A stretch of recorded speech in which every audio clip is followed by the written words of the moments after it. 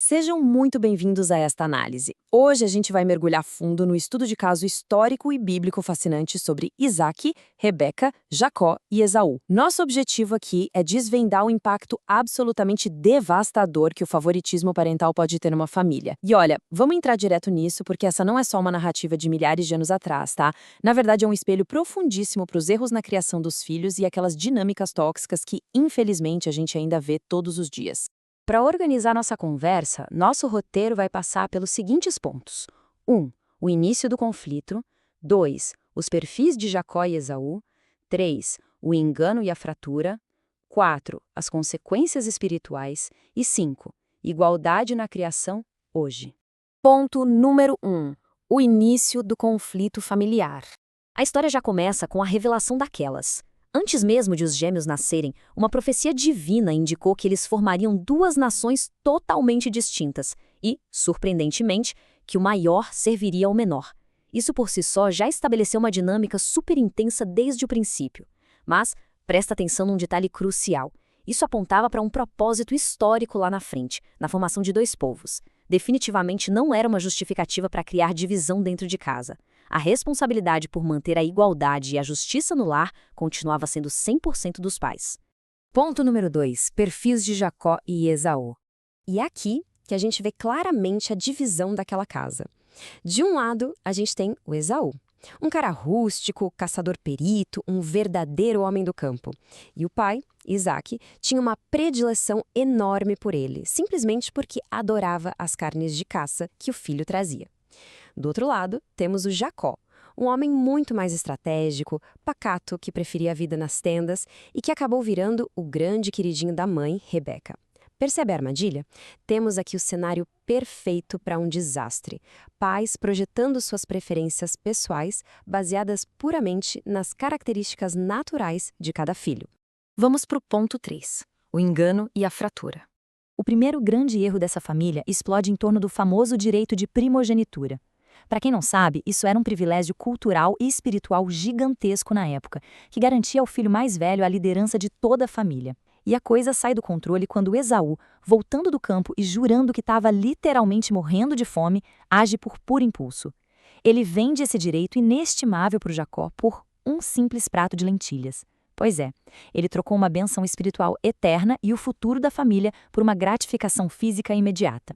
E a linha do tempo desses eventos mostra como a fratura definitiva da família aconteceu como um efeito dominó.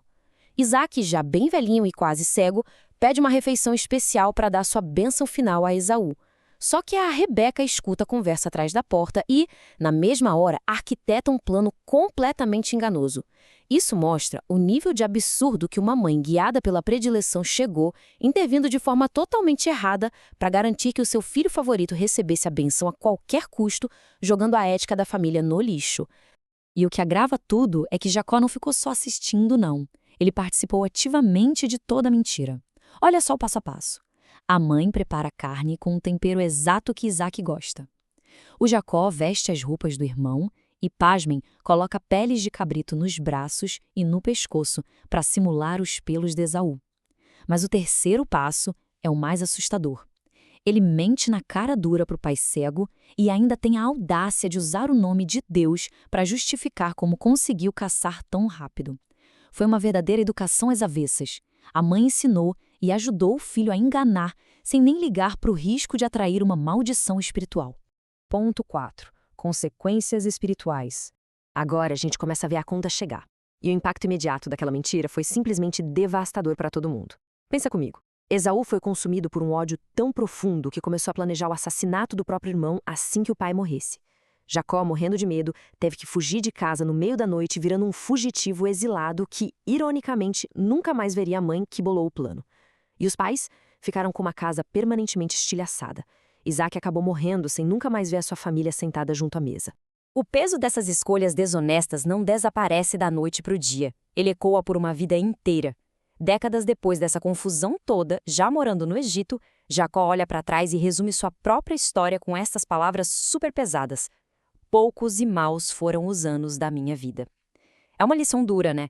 Porque mostra que, por mais que exista o perdão de Deus lá na frente, as consequências espirituais daquela falta de igualdade, das mentiras e da destruição do lar deixam cicatrizes que o tempo não apaga. E o ponto 5, igualdade na criação hoje. Bom, trazendo tudo isso para a nossa realidade, como a gente aplica justiça e igualdade na educação dos filhos hoje? Aqui vão algumas dicas simples e super práticas baseadas no que a gente acabou de ver. Primeiro, fuja da armadilha de demonstrar preferência pelas habilidades naturais do seu filho. Se um é superatleta e outro prefere ler no quarto, o seu afeto tem que ser exatamente o mesmo. Segundo, eduque pelo exemplo. As palavras até ensinam, mas é o exemplo moral forte que arrasta. Terceiro, isso é óbvio, mas precisa ser dito. Jamais ajude ou incentive uma criança a mentir. Quarto, cultive os valores espirituais e eternos de forma igual para todos, ensinando que o caráter vale muito mais que prazer imediato. E por último, pais e mães precisam estar unidos. Uma frente unificada na criação é a melhor defesa contra a rivalidade entre irmãos. Para a gente fechar a nossa análise de hoje, eu quero deixar uma pergunta para ficar ecoando aí na sua cabeça. Que tipo de legado está sendo construído dentro da sua casa hoje? É uma fundação sólida de igualdade, de justiça e de valores inegociáveis? Ou é um ambiente cheio de jeitinhos, atalhos e predileções que vão cobrar um preço altíssimo no futuro? A história da família de Isaac deixa claríssimo que as nossas atitudes hoje não moldam apenas o clima na sala de jantar, elas moldam gerações inteiras. Pensem nisso. Muito obrigado por acompanharem mais essa análise, espero que essas reflexões tragam bastante sabedoria para sua jornada e a gente se vê na próxima.